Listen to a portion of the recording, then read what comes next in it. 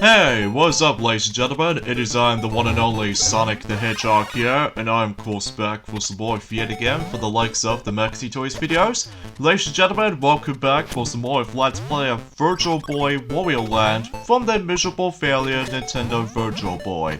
So, last time we have managed able to be completely done with the forms of level 1, level 2, level 3, and of course level 4, by the forms of we actually did manage to take down the very first boss in the game, which appears to be Dinosaur Fish.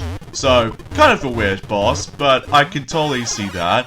So today for this episode in particular is the fact that we are moving on to not 1, not 2, not 3, but possibly we can able to do full levels by this point. So because of that though, just to keep things a little bit more relative and all that stuff though, and if you probably guys are wondering why I keep on using save stating the whole way through, mainly it's because if I swear to God, if I do somehow make several mistakes, and plus, because of this though, if I did manage to boost this game up again on my emulator, I actually lost my progress. But good thing I did manage to save state, so just in case I don't lose my progress. So because of this though, I feel like trying to do that. So because of this though, yeah, we're about to be hit on to level 5. And as you can tell, that we ended up in some sort like a forest area. So because of that though, yeah, to be expected, there's going to be a lot of emphasis on alternate paths you can take, as well as secret passageways that you can go to, and even especially noticeable is a great way you can able to actually get,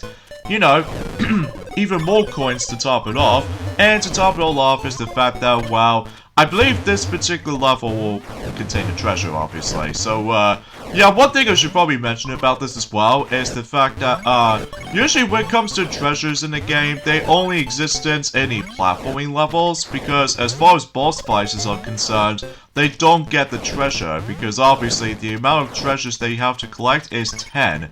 So it's likely 5 lesser than the forms of the original game, that's for sure. Like, in the original Wario Land, basically you would able to get 15 treasures in total, depending on what levels you're about to be approaching onto. So because of that though, yeah, that's probably expected by that point. And however though, unlike the forms of how it does in the forms of, well, to be more specifically, the original Wario Land 1, it's the fact that this particular game does not contain secret exits, because we go into a linear structure, you know, kind of similar to, well, let's just say some sort of like a Metroidvania kind of type, like basically going from the elevator to the next, to able to proceed to the next level and such. So, yeah, you probably get the gist of it. So, anyway, a few things we want to explain for this point today is the fact that obviously today's day is, of course, the 21st of April today, in this case in 2021. And by the way, that's where the key was located. So before we leave the level, and especially noticeable before we move on to the next level, there's going to be a treasure in here. And this does requires the forms of the dragon head, by the way, to able to burn down all kinds of woods. And obviously, if you couldn't tell already, that we actually got ourselves some sort of like an interesting combination power-up, which to be more specifically, by the forms of, well, you remember the forms of the Jet Wario from the likes of the original Wario Land game? Well, it's kind of similar from the likes of that, well, we actually come across into ourselves the Eagle power-up, which function the same way as the forms of Jet Wario. So instead of able to actually having jet boosters, so instead we actually got just Eagle wings. And if you're trying to able to get the Eagle power-up, along with the forms of the Dragon Head power-up as well, you would be able to get combination powers. So this means that you can able to actually shoot fireballs with the Dragon Head, and you can able to fly with the Eagle Head, which to me is a pretty cool concept, all things considered. Especially noticeable about the fact that with the forms of the combination power-ups, does manage able to help you out, especially noticeable if you come across into the hardest portions of the game, then I highly recommend you're able to try to do that. So because of that though, yeah, I appreciate it with that combination power-ups. So some interesting news has been happening during the course of today, yesterday, or for the sake of this whole week. For instance, first of all, is that, obviously the new Mario Kart Tour event is now up, which to be more specifically, it's now gonna say Sydney Tour, which Sydney is basically takes place in Australia. So because of that though, I was pretty excited able to actually see how that course is gonna turn out to be. I tried it out for a bit. Like, to be more specifically, the only new course that we actually got is, of course, Sydney Sprint. And it's okay. I mean, sure, it's kind of nice though, but usually because, relatively speaking, that obviously ever since in a Ninja Tour, which I found is actually kind of cool, just because obviously it does manage to take place in a Chinese-themed, you know, course, which I honestly do like, even though it's kind of similar thing for how it does it on, you know, Dragon Driftway from Mario Kart 8 / Mario Kart 8 Deluxe, so at least I could be able to expect that. So, also during the forms of the Sydney tour is the fact that obviously we're getting ourselves another cosmetic character by the forms of Baby Mario, but this time it's Baby Mario Koala. Which, you know, koala is basically, it's like a popular animal from the likes of Australia, so you probably know you get the suggestion, so... But, aside from that, that's as far as I can say in terms of Mario Kart Tour update, and in addition to that, though, is the fact that, there's gonna be a lot of rumors out there when it comes to Nintendo's plans for this year's E3. Well, at least they're still gonna do online events, which is fine by me, because otherwise that, you know... And, talking of which though, actually, they keep on mentioning about the forms of their gonna be plannings for, the new Super Smash Bros. Ultimate Tournament or something like that, by the forms of Online Open. Well, I don't know exactly for sure yet though, but, we'll see what happens there.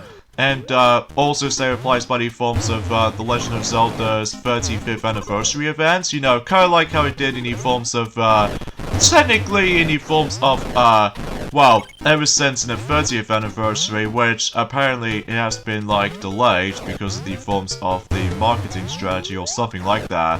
And, because they obviously mentioned, The Legend of Zelda's 30th anniversary in 2016 on Nintendo 3DS eShop, oh no, the Nintendo 3DS Direct, which, yeah, seems kind of weird, but at the same time, it might actually give everyone else's hyped about, but the only thing they only got is just basically just amiibo figures, along with the Wii U re-release on the forms of Skyward Sword on the Wii. So, excuse me, I got something in my throat there, I do apologize for that. So, as a result, that I have no idea what the plans are going to be for the 35th anniversary of The Legend of Zelda stuff, but we'll see what happens there. And obviously, that the Sonic Movie 2 scenes is gonna be, well, even though that it hasn't exactly finalized yet though, but for what I've researched on the forms of well, to be more specifically with those more behind the scenes and all that stuff, though, it seems to be interesting to say the least. Especially noticeable. I'm presuming that that film is almost going to be done when it comes to filming it, but it's not exactly completed yet, just because obviously they need to work on Sonic's model still, and you probably get the idea. So, and also another thing as well is the fact that, yes, that new info has been happened during the course of the LEGO Super Mario lineup. Which, yes, we actually finally got LEGO Luigi. Yes, it is confirmed. L is real. So because of that though, yeah, we can expect we can able to actually have multiplayer co-op, which, according to the forms of the actual box packaging for LEGO Luigi, and it's going to be true, but it does need to activate the Bluetooth in order to do that. Which, is pretty interesting to say the least, especially noticeable that, well, as far as LEGO Luigi content-wise, they obviously did manage to contain some of these, well, the starter course for Luigi, which is actually inspired by, let's just say, Soda Jungle level from New Super Mario Bros. U. And basically, they just managed to contain not only for Luigi himself, but also that you get yourselves Pink Yoshi, along with Bone Goomba, and to top it all off, Boom Boom. So because of that though, yeah, I was quite pleasantly surprised and excited for, you know, LEGO Luigi to be able to be released on. And similar to last year about the fact that, remember in last year, that LEGO Super Mario Starter Pack does manage to came out in last year in August the 1st. Well, we're going for that release date again, so in this case though, but this time in 2021. and the Lego Luigi set is going to be releasing on the 1st of August. So, yeah, it's pretty much exactly the same as last year's release though, so because of that though, except with a different content, so, yeah, it's interesting. And, also another thing as well is the fact that according to the forms of leakers out there, there's going to be a brand new Super Monkey Ball game. It's going to be technically, well, it does manage to get its rated, or the ratings, during the forms of the Australian Classification Board.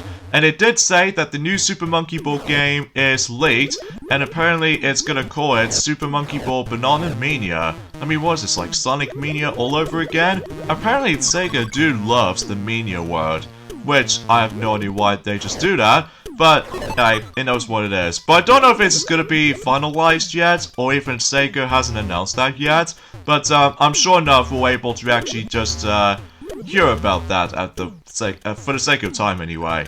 And another thing worth noting for is that, speaking of E3, is that obviously Ubisoft is going to be hosting the forms of Ubisoft Forward until 12th of June. So because of that though, can't wait to see how this turns out for Ubisoft developers out there. Which a lot of people keep on asking that, where's the Mario & Rabbids Kingdom Battle sequel? Which I know it seems kind of random for Ableton mentioning that, but either way though, even though I still haven't gone back into that game yet, because I'm still pretty much stuck. Like, the only level I'm truly stuck on is level 3-4, because for the love of God, those enemies are way too overpowered for my taste, and because of that though, I just keep on getting stuck, and then as a result, I did look on guides and how to do it, and most of the time, I just couldn't figure out the strategy-wise, so I won't promise I will get back into that at some point, but not now though, just because, well, at the moment, I'm just gonna be able to actually just be playing some, you know, retro games for a while. So, for instance, I'm going to be playing this for a certain amount of time. Now, I'm quite surprised that we almost technically in the halfway point in terms of, well, Virtual Boy Wario Land. Because, well, again, as I mentioned this before, this game is going to be really short. Really short. Especially noticeable because, obviously, this is on a handheld kind of thing. Although, despite the fact that nobody cares about Virtual Boy anyway, just because of, you know, miserable failure, which it doesn't help about the fact that one thing I totally forgot to mention is that, obviously this game didn't sell many copies. It's not the game's fault or anything else like that, it's the overall suckiness of what the forms of how Virtual Boy has become one of the worst, you know, Nintendo systems ever. Well, usually not only in terms of worst reviewed, you know, Nintendo system out there, but also, you know, the worst selling, Nintendo consoles. So, because of that though, you know, similar to, you know, Sega Mega CD for the Sega Mega Drive add-ons and 32X, that's the most infamous one of them all. So, yeah, I just still wish that this game will get its remake. Well, apparently there was going to be one for the 3DS, but of course the 3DS's lifespan is over. So because of that though, the actual project of this remake is cancelled. So because of that though, kind of a shame as well. So because of that, I would like to be able to see what's going to be happening for the likes of these announcements or anything, but I have no words to say. And another thing is worth noting for is the fact that the Square Enix is also getting its special own event from the likes of at some point in June the 12th, which I think this is what I was going to be thinking of anyway, which I know it has been a while since I actually did manage to research on, you know, E3 related things. Probably it's because we are still practically waiting, although mind you that we are nearly almost trying to go towards the actual E3 event, so at least I'm still practically going to be hyped for that. So even though expecting that you would be able to actually see some exciting news and stuff like that. So yeah, this power-up combination is still awesome because you can able to actually skip the entire tricky sections here and there. By the way, with that little sleeping sand thing right there, wow, that's what the tornado comes in, because, oh yeah, with that tornado obstacle, basically you can able to actually step on it, or try to stand on them. Basically, the tornado will able to slow down. But then if you get off him, then basically he'll just go fast. So yeah, that's something worth noting for with that enemy pattern right there. So, but you know, you get the idea for that little solution right there. And then, by the way, this actually took me a lot of tries on this level, by the way, because, well, as you probably expected, well, as you can tell, that thankfully I did manage to use save states by the end of the level.